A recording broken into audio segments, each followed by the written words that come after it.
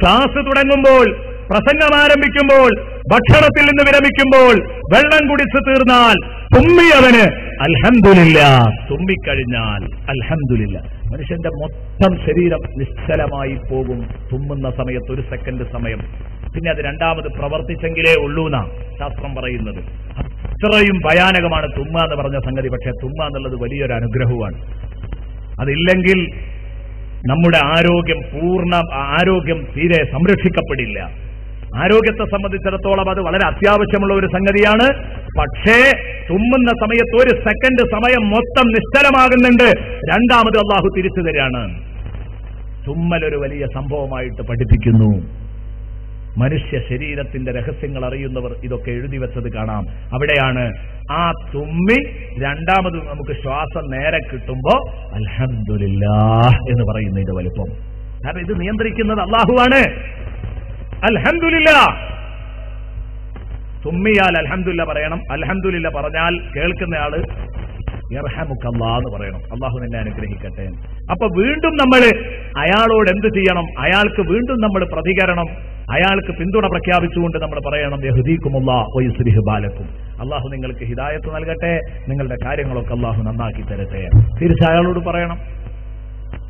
തുമ്മിയവൻ അൽഹംദുലില്ലാ പറയാ, കേട്ടു നിൽക്കുന്നവൻ യർഹമുക്കല്ലാഹ് പറയാ. യർഹമുക്കല്ലാഹ് പറഞ്ഞത് കേട്ടവൻ വീണ്ടും യഹ്ദീകുമുല്ലാഹ് വയുസ്ലിഹു ബാലക്കും എന്ന് പറയാം. 3 വട്ടം തുമ്മിയാൽ ഇങ്ങനെ പറയാം. അൽഹംദുലില്ലാ ഇർഹമുക്കല്ലാഹ്, അൽഹംദുലില്ലാ ഇർഹമുക്കല്ലാഹ്, അൽഹംദുലില്ലാ ഇർഹമുക്കല്ലാഹ്. എന്നാലോ ഒരാൾ തുമ്മന്നെ എന്താ ചെയ്യാ? 3 വട്ടം കഴിഞ്ഞ് 4ാമത്തെ തവണയും തുമ്മിയിട്ടോ അൽഹംദുലില്ലാ എന്ന് പറഞ്ഞാൽ നമുക്കിപ്പോ ഇർഹമുക്കല്ലാഹ് ഇങ്ങനെ പറയാൻ ഒഴിവുണ്ടാവോ? മഹാന്മാർ പറയുന്നുണ്ട്, കിതാബുകളിൽ ചർച്ച ചെയ്തിട്ടുണ്ട്.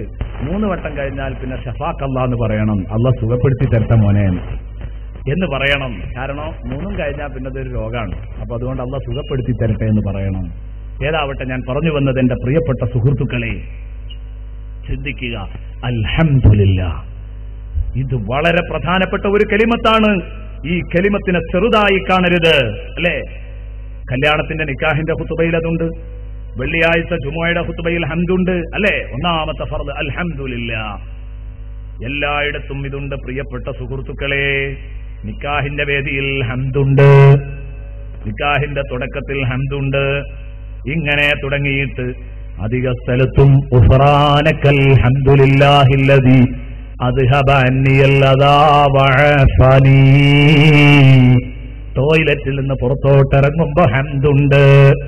ബഹുമാനപ്പെട്ട അലി ഇബ്നു അബീ ത്വാലിബ് റളിയല്ലാഹു അൻഹു ടോയ്ലറ്റിൽ നിന്ന് പുറത്തിറങ്ങുന്ന സമയത്ത് ബഹുമാനപ്പെട്ട അലി ഇബ്നു അബീ ത്വാലിബ് റളിയല്ലാഹു അൻഹു പറയാറുണ്ടായിരുന്നത്രേ, ടോയ്ലറ്റിൽ നിന്ന് പുറത്തിറങ്ങുന്ന സമയത്ത് മഹാനവറുകൾ അതാ ടോയ്ലറ്റിൽ പോയി പുറത്തോട്ടിങ്ങ് വന്നാൽ ഉള്ളിലുള്ളതൊക്കെ നമ്മെ ശല്യം ചെയ്തുകൊണ്ടിരുന്ന കാഷ്ടവും മൂത്രവും, നമുക്ക് വിഷമമാകുന്ന കാഷ്ടവും മൂത്രവും ഒക്കെ പുറത്തേക്കങ്ങ് പോയാൽ എന്തൊരു സുഖമാണ്. അത് കഴിഞ്ഞാൽ പുറത്തേക്കിങ്ങ് വരുമ്പം ബഹുമാനപ്പെട്ട അലി ഇബ്നു അബീ ത്വാലിബ് റളിയല്ലാഹു അൻഹു അതാ വയറ്റത്തിങ്ങനെ തടയും. കൈകൊണ്ട് വയറിങ്ങനെ തടവിയിട്ട് മസഹ ബിയദൈഹി ബത്നഹു സുമ്മ ഖാല, എന്നിട്ട് മഹാനവറുകൾ പറയുമത്രേ, യാ ലഹാ മിൻ നിഅമ, എന്തൊരു സുഖം, എന്തൊരനുഗ്രഹമാണ് പടച്ചോനെ ഒരുക്കിയത്. ഞാൻ ഈ തിന്ന സാധനം പുറത്തോട്ട് പോയില്ലെങ്കിൽ മലബന്ധം കാരണം വിഷമിക്കുന്ന എത്ര പേരുണ്ട്. ഇന്ന് മെഡിക്കൽ കോളേജ് ഹോസ്പിറ്റലിൽ മലബന്ധം കൊണ്ട് വിഷമിക്കുന്നവർ എത്ര പേരുണ്ട്. മൂത്രതടസ്സം കാരണം വിഷമിക്കുന്നവരെന്തുണ്ട്. ഇതൊക്കെ നേരെ ചൊവ്വേ മര്യാദക്ക് നടക്കുമ്പോ ഇതിന്റെ വലുപ്പം നമ്മൾ അറിയൂല സഹോദരാ, എന്റെ പ്രിയപ്പെട്ട സഹോദരി. അതുകൊണ്ട് ദിക്റെല്ലാം മറക്കണ്ട. അങ്ങ് കയറുമ്പം ബിസ്മില്ലാഹി അല്ലാഹുമ്മ ഇന്നി അഊദു ബിക മിനൽ ഖുബുസി വൽ ഖബായിസ്, ഇങ്ങിറങ്ങുമ്പം ഗുഫ്റാനക്കൽ ഹംദുലില്ലാഹില്ലദി അദ്ഹബ അന്നിയൽ അദാ വഅഫാനി, എനിക്ക് ശല്യം തീർത്ത് എന്നെ സുഖപ്പെടുത്തിയ റബ്ബേ, എന്റെ ബുദ്ധിമുട്ടകറ്റി എന്നെ സുഖപ്പെടുത്തി തന്ന റബ്ബേ, നിനക്ക് സർവസ്തുതിയും എന്ന് പറഞ്ഞുകൊണ്ട് വേണം ടോയ്ലറ്റിൽ നിന്ന് പുറത്തു വരാൻ. മഹാനവറുകൾ പറയാൻ, യാ ലഹാ മിൻ നിഅമ, എന്തൊരു വലിയ അനുഗ്രഹമാണ് പടച്ചോനെ നൽകിയത്. എന്നിട്ട് അവിടുന്ന് പറയുന്നു, ലൗ യഅലമുന്നാസു ശുക്റഹാ, ഈ ഒരു മറക്കിരുന്നതിന് ശുക്ർ കാണിക്കുന്നത് എങ്ങനെയാന്ന് ജനങ്ങൾക്ക് തിരിച്ചറിഞ്ഞിരുന്നെങ്കിൽ. അല്ലെ? ഒന്ന് മൂത്രം പുറത്തു പോകുന്നതും കാഷ്ടം പുറത്തു പോകുന്നതും അതേക്കുറിച്ച് മനുഷ്യന്മാരൊന്ന് ആലോചിച്ചിട്ട് പടച്ചോന് ശുക്ർ ചെയ്യുകയാണെങ്കിൽ ഭൂമിയിൽ ഒരു കുഴപ്പമുണ്ടാകൂലായിരുന്നു. അലി ഇബ്നു അബീ ത്വാലിബ് റളിയല്ലാഹു അൻഹു ശരിക്കും മനസ്സിൽ തട്ടണം പ്രിയപ്പെട്ട സുഹൃത്തുക്കളെ. ഈ അൽഹംദുലില്ലാ നമ്മൾ ഭക്ഷണം കഴിച്ച് എഴുന്നേൽക്കുമ്പോൾ പറയാൻ മറന്നുപോകല്ലേ പലപ്പോഴും ചെയ്യുന്നത്? എന്നാലോചിച്ച് നോക്ക്, മറന്നുപോവുകയാണ്. ഭക്ഷണം കഴിച്ച് എഴുന്നേൽക്കുമ്പോൾ അൽഹംദുലില്ലാ എന്ന് പറയാൻ നമ്മളിൽ പലരും ഓർത്ത് പറയുന്നില്ല, അല്ലേ? മറന്നുപോവുകയാണ് പലപ്പോഴും. ഞാൻ പറഞ്ഞു, ഇതങ്ങോട്ട് ശീലാക്കി കളഞ്ഞാൽ ഭക്ഷണം കഴിച്ച് എഴുന്നേൽക്കുമ്പോൾ നമുക്ക് ഓർമ്മ വരും. ഒരു സഭയിലിരുന്ന് ഭക്ഷണം കഴിക്കുന്ന സമയത്ത് തുടങ്ങുമ്പോൾ ബിസ്മില്ലാഹിർ റഹ്മാനിർ റഹീം എന്ന് കുറച്ച് ഉച്ചത്തിൽ ചെല്ലാം. ബിസ്മി ചൊല്ലേണ്ടത് ഉറക്കെയാണ്, അൽഹംദുലില്ലാ പറയേണ്ടത് പതുക്കെയാണ്. അങ്ങനെയാണ് ഫിഖ്ഹ് കൽപ്പിക്കുന്നത്. അതിനൊരു കാരണമുണ്ട്. ബിസ്മി തുടങ്ങാണ്, എല്ലാവരും ഒപ്പാ തുടങ്ങുക. അപ്പൊ ബിസ്മില്ലാഹിർ റഹ്മാനിർ റഹീം എന്ന് പറഞ്ഞാൽ മറ്റുള്ളവർക്കും അത് കേട്ട് മറന്ന ആളുകൾക്കും കൂടെ ബിസ്മി അല്ല. എന്നാൽ അൽഹംദുലില്ലാ പതുക്കെ പറയണമെന്ന് പറഞ്ഞത് എന്താ? അൽഹംദുലില്ലാ എന്നുള്ളത് പതുക്കെയാണ് പറയേണ്ടത്. പക്ഷെ അവിടെ ഒരു മാനമുണ്ട്, ഞാൻ പിന്നെ പറയാം. അൽഹംദുലില്ലാ ആദ്യം പറഞ്ഞത് പതുക്കെ പറയണം. എന്താ കാരണം? അൽഹംദുലില്ലാ എന്ന് പറഞ്ഞാൽ ഭക്ഷണം നിർത്തി എന്നുള്ളതിനുള്ള സൂചനയാണ്. അപ്പൊ ഇവന് മതിയായെങ്കിലും കൂട്ടുകാരനെ ചിലപ്പോൾ മതിയായിക്കൊള്ളുന്നില്ല. ഇവൻ അൽഹംദുലില്ലാ ഇവനിപ്പോ അന്തും സലാത്തൊക്കെ എല്ലാം തുടങ്ങി, ഇനിയിപ്പോ ഞാൻ ഇങ്ങനെ തിന്നുന്നത് ശരിയല്ലല്ലോ എന്ന് കൂട്ടുകാരന് തോന്നും. അപ്പൊ അവന്റെ മനസ്സ് വിഷമിക്കരുത്, അതുകൊണ്ട് അവൻ പതുക്കെ പറയാം. എന്നാലോ ഭക്ഷണമൊക്കെ കഴിഞ്ഞ് ഞാൻ അൽഹംദുലില്ലാ എന്ന് ഉറക്കാണ് പറഞ്ഞാൽ ഇവിടെ മറന്നോലൊക്കെ പറയും. അവരെ പഠിപ്പിക്കൽ ലക്ഷ്യമുണ്ടെങ്കിൽ അവിടെ പതുക്കെ ചൊല്ലേണ്ട സ്ഥലത്ത് ഉറക്കച്ചെല്ലാം എന്ന് മഹാന്മാർ പറയുന്നുണ്ട്. ഉറക്കച്ചെല്ലാം. ഇയാളതിന് മാതൃകയാകാൻ പറ്റിയ ഒരാളാണെങ്കിൽ ഇയാൾ അൽഹംദുലില്ലാ എന്ന് പറഞ്ഞാൽ മറ്റുള്ളവരും കൂടെ അത് കേട്ട് ചൊല്ലുമെങ്കിൽ അൽഹംദുലില്ലാ ഉറക്ക പറയുന്നതിനും വിരോധമൊന്നുമില്ല. ശരിക്കും സുന്നത്ത് തിരിച്ചാണ്. ബിസ്മില്ലാ ഉറക്കെ, അൽഹംദുലില്ലാ പതുക്കെ. ഏതാവട്ടെ, ഞാൻ പറഞ്ഞു വന്നത് എന്റെ പ്രിയപ്പെട്ട സഹോദര, അൽഹംദുലില്ലാഹി റബ്ബിൽ ആലമീൻ എന്നത് മറന്നു പോകണ്ട. അൽഹംദുലില്ലാഹി റബ്ബിൽ ആലമീൻ എപ്പോഴും നമ്മുടെ ജീവിതത്തിൽ കൊണ്ട് നടക്കാൻ പറ്റിയ ഒരു ദിക്റാണ്. അൽഹംദുലില്ലാഹി റബ്ബിൽ ആലമീൻ. നന്ദി പ്രകടിപ്പിക്കുന്നവർക്ക് നിഅ്മത്ത് നിലനിൽക്കും. നന്ദി പ്രകടിപ്പിക്കുന്നവർക്ക് നിഅ്മത്ത് നിലനിൽക്കും. നന്ദികേട് കാണിക്കുന്നവർക്കോ നിഅ്മത്ത് നഷ്ടപ്പെടും. നിഅ്മത്ത് നഷ്ടപ്പെടും. അതുകൊണ്ടാണ് ഞാൻ മുമ്പൊരിക്കൽ പ്രഭാഷണത്തിൽ ഇവിടെ പറഞ്ഞിരുന്നു, നിങ്ങൾ ഓർക്കുന്നുണ്ടാകും, എന്റെ ജീവിതത്തിലെ ഒരു അനുഭവം. മൂത്ര തടസ്സം കാരണം വിഷമിക്കുന്ന ഒരാള്, അയാൾ എപ്പോഴും ഈ നല്ല സംരംഭങ്ങളെയൊക്കെ കളിയാക്കുന്ന ഒരു മനുഷ്യനായിരുന്നു. അയാൾക്ക് വയല് പ്രസംഗം എന്നൊക്കെ കേട്ടാൽ ഒരു പുച്ഛായിരുന്നു. ആളെ പറ്റിക്കുന്ന പരിപാടി പറഞ്ഞിട്ട് ലേലവും ദുആവും ഒക്കെ കേട്ടാൽ അതിലേറെ കളിയാക്കും. ഏതായാലും ഇയാൾക്ക് മൂത്ര തടസ്സം ഉണ്ടായി. ഇയാൾക്ക് ദുആയിലൊന്നും ഒരു വിശ്വാസമില്ല. അയാളെ കാണാൻ ചെന്നപ്പോൾ അയാൾ പറഞ്ഞു, അതെ മുലേരെ ദ്വാരക്കണട്ടോ, നല്ലൊരവസരമാണല്ലോ. അയാളെ പിടിക്കാൻ പറ്റിയ നല്ലൊരവസരമാണ്. ചോദിച്ചു, അല്ല നിങ്ങളിപ്പോ ഈ ദുആന്റെ കാര്യമൊക്കെ നിങ്ങൾ ദ്വാരക്കാൻ പറയേണ്ട കാര്യമുണ്ടോ? ഇന്നലെ മിനിയാന്ന് വരെ തായമക്കാനിയിരുന്ന് നിങ്ങൾ ദ്വായനെ പരിഹസിച്ചിരുന്ന ആളല്ലേ? അപ്പൊ അദ്ദേഹം പറയാണ്, ഉസ്താദേ അതൊക്കെ ഒരു മൂത്ര തടസ്സം വരുവോളും ഉണ്ടാവുള്ളൂ. ഇയാൾ പറഞ്ഞു, ഒരൊറ്റ വട്ടം മൂത്രം പോകാൻ ഞാൻ 100 വട്ടം ദ്വാരക്കാൻ തയ്യാറായിരിക്കും. നിങ്ങൾ ഒരു തവണ കക്കൂസിൽ പോയിട്ട് മര്യാദക്ക് മൂത്രാണ് പോകണമെങ്കിൽ ബിസ്മില്ലാ അല്ലാഹുമ്മ ഇന്നി അഊദു ബിക മിനൽ ഖുബുസി വൽ ഖബായിസ് 100 വട്ടം ചൊല്ലിയിട്ട് കടന്നെങ്കിലേ മൂത്രം പോകുള്ളൂ പറഞ്ഞാൽ റെഡി ആയിരിക്കും. ഇനി ഞാൻ റെഡി ആയിരിക്കും, കാരണം അനുഭവിച്ചു അതിന്റെ വിഷമം. കഴിഞ്ഞിട്ട് 100 വട്ടം ഗുഫ്രാനക അൽഹംദുലില്ലാ എല്ലണമെന്ന് പറഞ്ഞാലും റെഡി ആയിരിക്കും. അല്ലാഹുവിന്റെ റസൂൽ സല്ലല്ലാഹു അലൈഹി വസല്ലം പറഞ്ഞു, ലഇൻ ശകർതും ലാ സീദന്നകും. അല്ലാഹു പറഞ്ഞതാണ്, ലഇൻ ശകർതും ലാ സീദന്നകും. നിങ്ങൾ ശുക്ർ ചെയ്താൽ നിങ്ങൾക്ക് പിന്നെയും വർദ്ധിപ്പിച്ചു തരും. നന്ദികേട് കാണിക്കരുത്, അള്ളാഹിനോട് ശുക്ർ കാണിക്കണം. ബഹുമാനപ്പെട്ട റളിയല്ലാഹു അൻഹു അവിടെന്ന് പറഞ്ഞു, മല്ലം യഅരിഫ് ഖദ്റ നിഅമില്ലാഹി അലൈഹി. ഒരാൾക്ക് അല്ലാഹു ചെയ്തിരിക്കുന്ന അപാരമായ അനുഗ്രഹങ്ങളുടെ വലുപ്പം ഒരാൾ തിരിച്ചറിഞ്ഞില്ലെങ്കിൽ അവൻ അല്ലാഹു കൊടുത്ത അനുഗ്രഹങ്ങളുടെ വലുപ്പം തിരിച്ചറിഞ്ഞില്ലെങ്കിൽ അല്ലാഹു ആ അനുഗ്രഹങ്ങൾ അവനെ അറിയാതെ ഊരിയെടുക്കും. മിൻ ഹൈസു ലാ യഹ്തസിബ്. അപ്രതീക്ഷിതമായി അവൻ അറിയാതെ ഊരിയെടുക്കും. എന്തിന്? മടങ്ങോ നോക്കാൻ. കണ്ടങ്ങള് ഞാൻ പറഞ്ഞ കക്ഷി മടങ്ങിയത് കണ്ടില്ലേ? മടങ്ങി. ഇനി ഞാൻ ഒരിക്കലും പരിഹസിക്കൂല എന്നിടത്തേക്ക് അയാൾ എത്തി. അയാൾ നല്ല ജീവിതം നയിക്കുന്നു. അള്ളാഹു നിലനിർത്തി കൊടുക്കട്ടെ. അയാൾക്കൊരു മൂത്രതടസ്സം വലിയ ഉപകാരമായിരുന്നു, അയാൾക്കത് വലിയൊരു അനുഗ്രഹമായിരുന്നു. കാരണം അയാൾ റൂട്ടിലേക്ക് തിരിച്ചു വന്നു. ഇനി അദ്ദേഹത്തിന് സ്വർഗാവകാശിയായി മരിക്കാൻ പറ്റിയ ചെറിയ ഭാഗ്യമാണോ? ആ മൂത്രതടസ്സമാണ് ഇയാളെ സ്വർഗാവകാശിയാക്കിയത്. അള്ളാഹു റബ്ബുൽ ഇസ്സത്ത് നമുക്ക് തരുന്ന ബലാഗുകളൊക്കെ ബലാഗുകളായി കാണണ്ട, ചിലത് നമ്മൾ രക്ഷപ്പെടാനുള്ളതായിരിക്കും. അള്ളാഹു നമ്മളെ രക്ഷപ്പെടുത്താൻ വേണ്ടി ചെയ്യുന്നതാണ്. ചിലത് എന്ന് പറയണ്ട, എല്ലാം അങ്ങനെയാണ്. ദുന്യാവിലോ ആഖിറത്തിലോ നമുക്ക് സലാമത്ത് ഉദ്ദേശിച്ചുകൊണ്ടാണ് അള്ളാഹു എല്ലാം തരുന്നത്. അള്ളാഹു റബ്ബുൽ ഇസ്സത്ത് നമ്മളെ എല്ലാവരെയും വിജയിപ്പിക്കട്ടെ. അള്ളാഹുവിന്റെ വിജയികളിൽ നമ്മെ ഉൾപ്പെടുത്തട്ടെ. രണ്ടു ലോകത്തും വിജയിച്ചവരിൽ അള്ളാഹു എന്നെയും നിങ്ങളെയും ഉൾപ്പെടുത്തി തരട്ടെ. ആമീൻ എന്ന് ദുആ ചെയ്യുകയാണ്. പ്രിയപ്പെട്ട സഹോദരങ്ങളെ, അതുകൊണ്ട് ഇതാ അള്ളാഹു പറയുന്നു, നിങ്ങൾ അള്ളാഹുവിനോട് നന്ദിയുള്ളവരാവണം. അൽഹംദുലില്ലാഹി റബ്ബിൽ ആലമീൻ. അള്ളാഹുവിന് ഹംദ് പറയുന്നവരായിരിക്കണം. അൽഹംദുലില്ലാഹി റബ്ബിൽ ആലമീൻ. ലോകരക്ഷിതാവായ അള്ളാഹുവിനാണ് സർവസ്തുതിയും എന്ന് പറയാൻ പ്രിയപ്പെട്ട സുഹൃത്തുക്കളെ നമുക്ക് കഴിയണം. കുല്ലു നിഅ്മത്തിൻ ലാ തുഖർരിബു മിനല്ലാഹി ഫഹിയ ബലിയ്യ. അള്ളാഹുവിനോടടുപ്പിക്കാത്ത ഏതനുഗ്രഹവും, ആചാര്യക്ക് കുറെ അനുഗ്രഹമുണ്ട്, പക്ഷെ പടച്ചവനുമായിട്ട് യാതൊരു അടുപ്പവുമില്ല. മുതലുണ്ടായതുകൊണ്ട് അള്ളാഹിനോട് അകന്നക്കാണോ? ആരോഗ്യം കാരണം അള്ളാഹുവിനോട് അകന്നക്കാണോ? അള്ളാഹുവിനോടടുപ്പിക്കാത്ത ഏതൊരനുഗ്രഹവും ഫഹിയ ബലിയ്യ, അത് പരീക്ഷണമാണ്. അള്ളാഹുവിനോടടുപ്പിക്കാത്ത ഏതനുഗ്രഹവും പരീക്ഷണമാണെന്ന് ബഹുമാനപ്പെട്ട ശൈഖ് അബൂ ഹാസിം റഹ്മത്തുള്ളാഹി അലൈഹി എന്നെയും നിങ്ങളെയും പരിചയപ്പെടുത്തുന്നത് കാണാം. അള്ളാഹുവിനോട് അടുപ്പിക്കാത്ത ഏതനുഗ്രഹവും പരീക്ഷണമാണ് കേട്ടോ, സംശയിക്കണ്ട. പരീക്ഷണമാണ്, കടുത്ത പരീക്ഷണമാണ് അള്ളാഹുവിനോട് അടുപ്പിക്കാത്ത ഏതനുഗ്രഹവും. അള്ളാഹുവിനെ നന്ദി ചെയ്യുന്നവർക്ക് അള്ളാഹു നിഅ്മത്ത് ദായിമാക്കി കൊടുക്കും. കേട്ടോളൂ, ഒരുപാട് സംഭവങ്ങൾ പ്രിയപ്പെട്ട സുഹൃത്തുക്കളെ ഈ വഴിയിൽ പറയാനുണ്ട്. ഞാൻ ഒരൊറ്റ ഉദാഹരണം പറയാം. പ്രിയപ്പെട്ട സഹോദരങ്ങളെ, നോക്കൂ നിങ്ങൾ, ഒരു സംഭവം എനിക്കും നിങ്ങൾക്കും കാണാൻ സാധിക്കുന്നു. എന്താണത്? ഒരു മഹാൻ, ആ മഹാൻ അദ്ദേഹത്തിന്റെ ചരിത്രത്തിൽ നിന്ന് എടുത്തു വെക്കുന്ന ഒരു സംഭവം നമുക്ക് ഗുണപാഠത്തിന് വേണ്ടി അതാ എനിക്കും നിങ്ങൾക്കും പഠിപ്പിച്ചു തരുന്നു. ആരാണിത് പറയുന്നത്?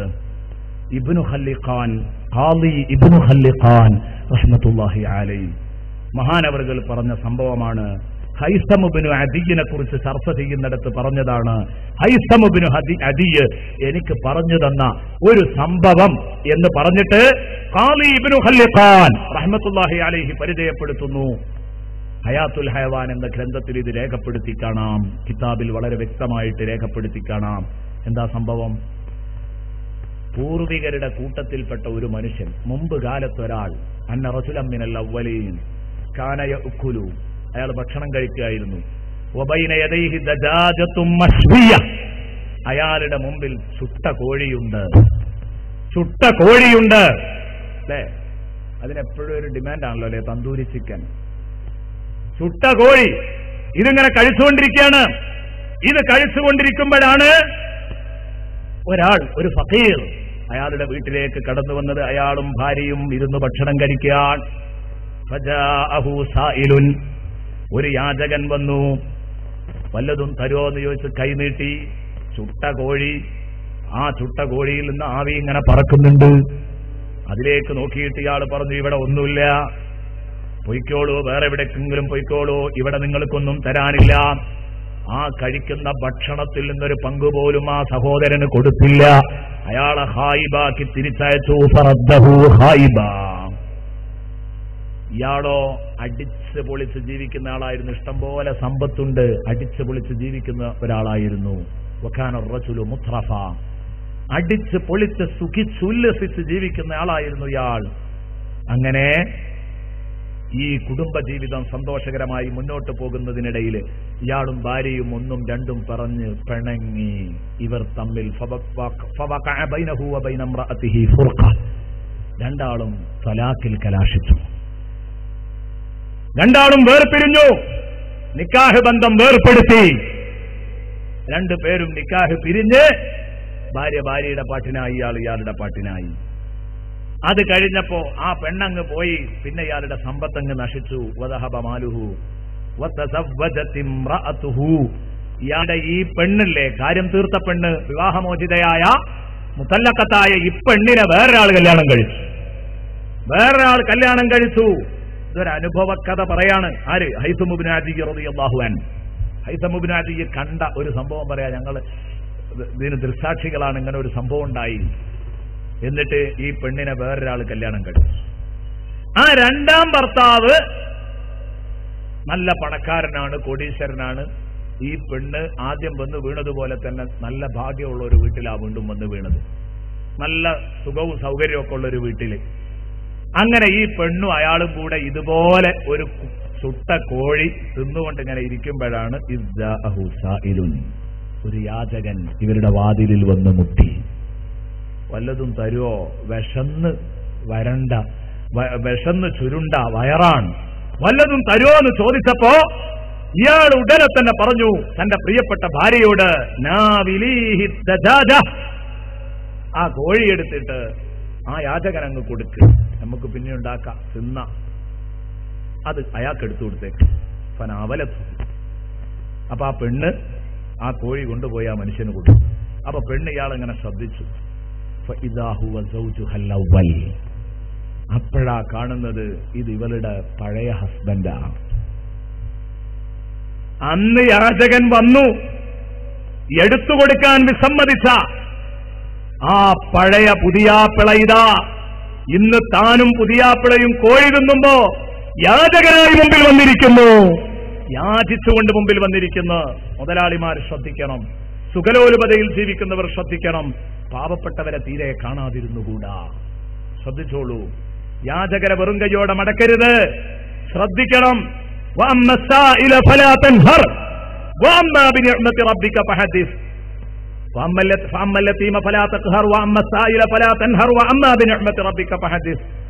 സാധു, യാചകൻ, അനാഥ, അവരെയൊന്നും നീ വെറും കൈയോടെ തിരിച്ചയക്കരുത്. നിന്റെ റബ്ബ് നിനക്ക് തന്ന അനുഗ്രഹങ്ങൾ നീ ഉറക്കെ വിളിച്ചു പറയണം.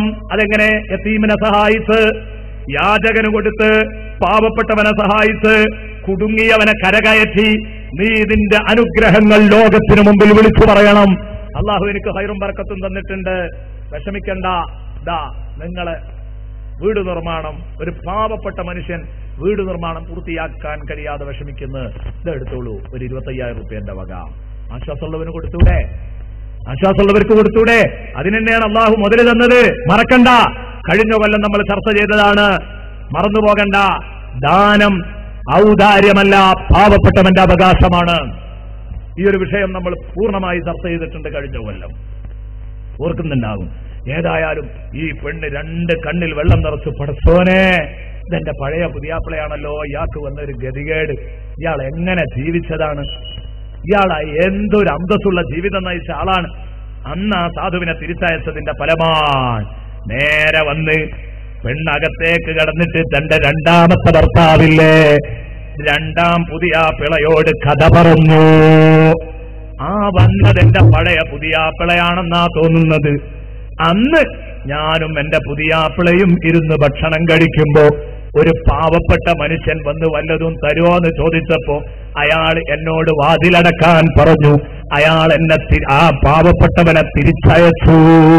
അതിന്റെ ഫലമായി അയാൾക്ക് കിട്ടിയതാണത് എന്ന് 2ാം പുതിയാപ്പിളയോട് പറഞ്ഞപ്പം ഫഖാല സൗജു സാനി, അത്ഭുതമെന്ന് പറയാം, 2ാം ഭർത്താവ് പറയുകയാണ്, വഅന വല്ലാഹി ദാലികൽ മിസ്കീനുൽ അവ്വൽ, വഅന വല്ലാഹി ദാലികൽ മിസ്കീനുൽ അവ്വൽ, അല്ലാഹുവാണ് സത്യം, ആ 1ാമത്തെ മിസ്കീൻ, നിങ്ങളെ വീട്ടുപടിക്കൽ വന്നിരുന്ന മിസ്കീൻ ഞാനായിരുന്നു. അക്കക്ഷിയാണ് നീയല്ലേ, അക്കക്ഷിയുടെ ഭാര്യയാണ് നീയല്ലേ. അല്ലാഹു അവനെയും നിന്നെയും അവനെയും വേർപിരിച്ചു. പച്ചപ്പാവമായ അല്ലാഹു എനിക്ക് ധാരാളം അനുഗ്രഹങ്ങൾ നൽകി. പിന്നെ നിന്നെ കല്യാണം കഴിച്ചത് ഞാനാണ്. ഞാനും നീയും കോഴി നിന്നിടത്തേക്ക് വരാൻ, ചിക്കൻ തട്ടുന്നിടത്തേക്ക് വരാൻ അവൻ അല്ലാഹു കൊടുത്ത ഖളാ ആണ് മോളെ. നീ പറഞ്ഞപ്പോഴാ ഓർമ്മ വരുന്നത്, ആ ആള് നീയായിരുന്നില്ലേ, നിന്റെ ഭർത്താവായിരുന്നല്ലേ. അക്കക്ഷിക്കാണല്ലേ കൊടുത്തത്, അൽഹംദുലില്ലാ, സന്തോഷം. അയാൾ ചെയ്തതുപോലെ ഞാൻ ചെയ്തില്ലല്ലോ. ഖവ്വലനില്ലാഹു നിഅ്മതഹു, അല്ലാഹു എനിക്ക് അവന്റെ നിഅ്മത്ത് പകരം തന്ന് റബ്ബ് എന്നെ സമൃദ്ധനാക്കിയപ്പം വസലബഹു ഇയ്യാഹാ, ആ അനുഗ്രഹം അയാൾക്ക് അല്ലാഹു പിൻവലിച്ചു. ബിഖില്ലത്തി ശുക്രിഹി, ശുക്ർ കുറഞ്ഞതിന്റെ പേരില്. ഇതാണ് പറഞ്ഞത്. മഹാന്മാർ എഴുതുന്നുണ്ട്, തദൂമുൻ നിഅ്മതു ലിശ്ശാകിരീൻ വതസൂലു അനിൽ കാഫിരീൻ. നന്ദി കെട്ടവരെ തൊട്ട് നിഅ്മത്ത് നീങ്ങിപ്പോകുകയും നന്ദിയുള്ളവർക്ക് നിഅ്മത്ത് നിലനിൽക്കുകയും ചെയ്യും. അല്ലാഹു ആ കൂട്ടത്തിൽ നമ്മെ പെടുത്തി തരട്ടെ.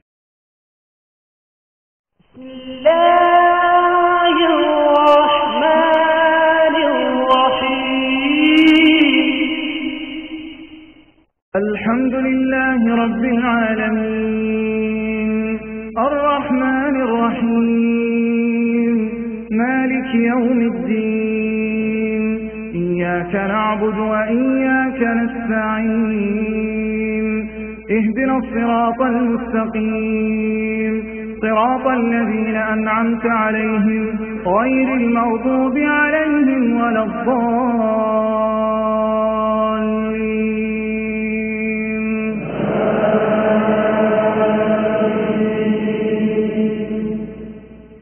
السلام عليكم ورحمة الله وبركاته.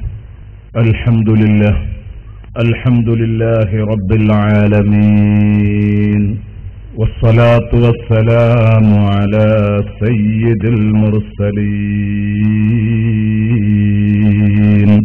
وعلى آله وصحبه كلهم أجمعين. اللهم صل على محمد النبي عدد من صلى عليه من خلقك. اللهم صل على محمد النبي كما ينبغي لنا أن نصلي عليه. اللهم صل على محمد النبي كما أمرتنا أن نصلي عليه وعلى آله وصحبه وسلم. أما بعد، فأعوذ بالله من الشيطان الرجيم. بسم الله الرحمن الرحيم. الحمد لله رب العالمين الرحمن الرحيم. صدق الله مولانا العظيم، وصدق وصدق وبلغ رسوله النبي الكريم، ونحن على ذلك من الشاهدين الشاكرين، والحمد لله رب العالمين. يا نفس لا تقنطي من زلة النظمات، إن الكبائر في الغفران كاللمم.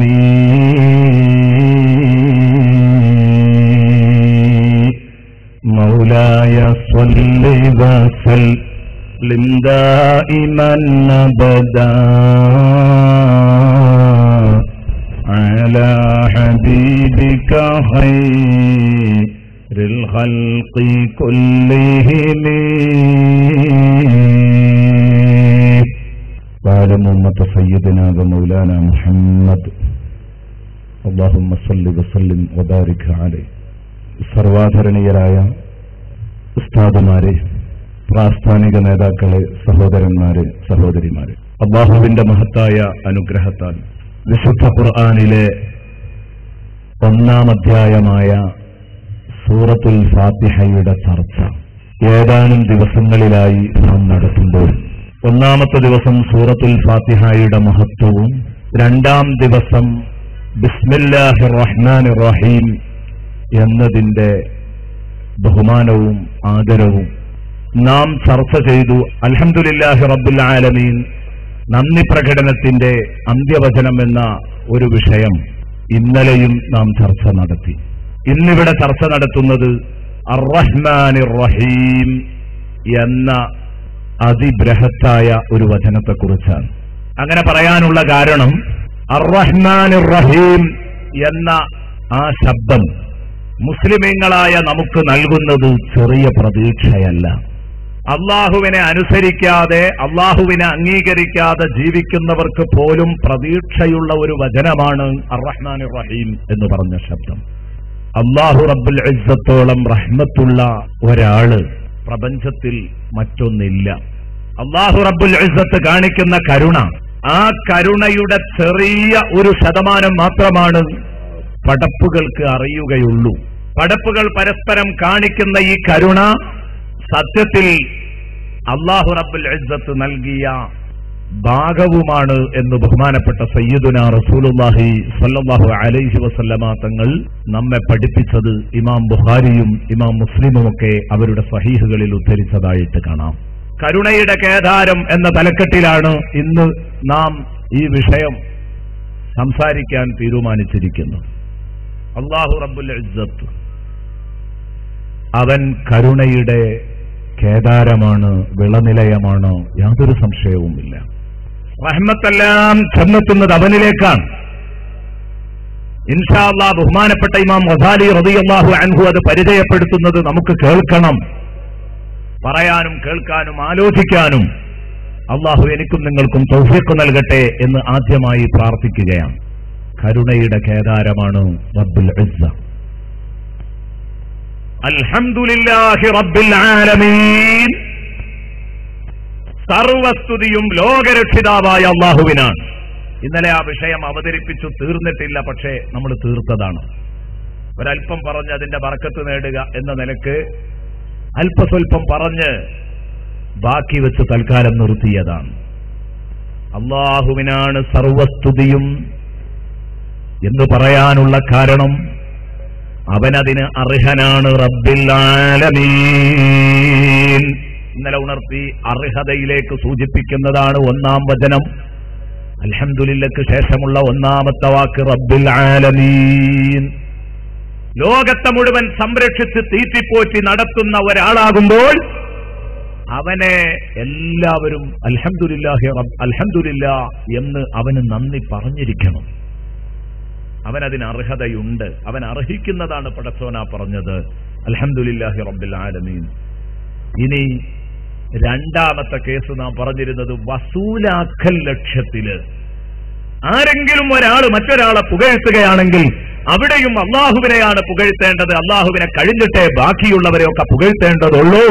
അതാണ് അർ-റഹ്മാനിർ റഹീം എന്ന് പറഞ്ഞതിന്റെ താല്പര്യം. അള്ളാഹുവിന്റെ കൂടെ, അള്ളാഹുവിനോടൊപ്പം അള്ളാഹുവിനെ പുകഴ്ത്തി, അള്ളാഹുവിനെ പ്രകീർത്തിച്ച് തസ്ബീഹ് ചൊല്ലി, തക്ബീർ ചൊല്ലി, തഹ്മീദ് ചൊല്ലി, സുബ്ഹാനല്ലാഹ്, അൽഹംദുലില്ലാഹ്, അല്ലാഹു അക്ബർ എന്നീ മന്ത്രങ്ങൾ ഉരുവിട്ടുകൊണ്ട് പടച്ചറപ്പിനെ തൃപ്തിപ്പെടുത്തി അവനിത് ഭയങ്കര ഇഷ്ടമാണ് എന്ന് ഇന്നലെ നമ്മൾ കേട്ടു. അള്ളാഹുവിന് എത്രമാത്രം ഇഷ്ടമാണ് ഒരു അൽഹംദുലില്ലാഹ് കേൾക്കുന്നത്, അതിന്റെ വലിപ്പം നമ്മൾ ഇന്നലെ കേട്ടു.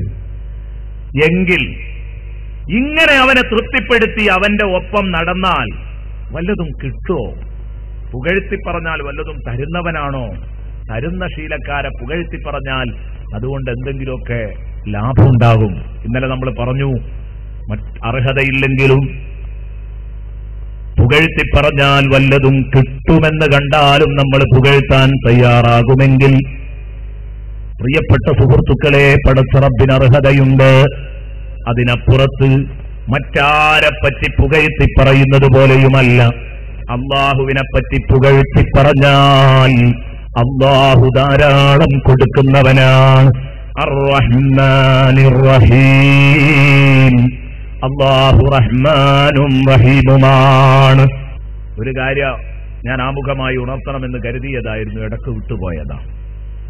ഈ 10 ദിവസം നമ്മളിവിടെ പ്രഭാഷണം നടത്തി പിരിയുമ്പോഴേക്ക് സൂറത്തുൽ ഫാത്തിഹ ആദ്യം മുതൽ അവസാനം വരെ അതിന്റെ നേരെ അർത്ഥതലങ്ങൾ എല്ലാവർക്കും അറിഞ്ഞിരിക്കണം. അർ-റഹ്മാനിർ റഹീം. ആരാണ് ഈ റബ്ബുൽ ആലമീനായ അല്ലാഹു? അവൻ റഹ്മാനും റഹീമുമാണ്. കരുണക്കടലാണ് പടച്ചോൻ. റഹ്മാൻ എന്ന് പറഞ്ഞാലും റഹീം എന്ന് പറഞ്ഞാലും അനുഗ്രഹിക്കുന്നവൻ എന്നാണ് അതിന്റെ അർത്ഥം. അനുഗ്രഹദാതാവ്, അനുഗ്രഹം നൽകുന്നവനാണ് പടച്ച റബ്ബ് എന്ന് പറയുമ്പോൾ എന്താണ് അർ റഹ്മാൻ അർ റഹീം എന്നത് തമ്മിലുള്ള അന്തരം എന്താണ്? അതിനൊന്നും മലയാളം നമ്മൾ എന്ത് പറഞ്ഞിട്ടും റെഡിയാവൂല.